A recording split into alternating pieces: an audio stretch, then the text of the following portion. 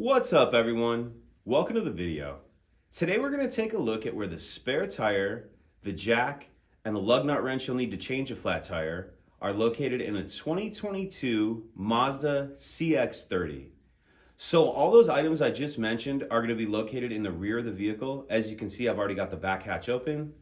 And if we come in here and take a look, I'm going to grab this little loop right here and then pull up on this lid. And if you push it all the way up like that, it'll hold itself up.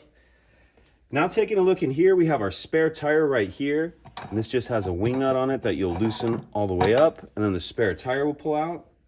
We have the jack right here. We have the lug nut wrench right here.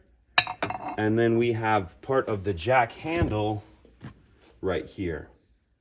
So just quickly taking a look at this jack, how that'll fit on here is this piece will hook in like that. And then on the end here, on the lug nut wrench, you can see there's kind of that cutout that will slip over like this. And then you can use it to crank. So that should be everything you need in order to change your flat tire. If you have any questions, please let me know. If you could take a second to like and subscribe, it helps us out and I'd appreciate it. Thank you.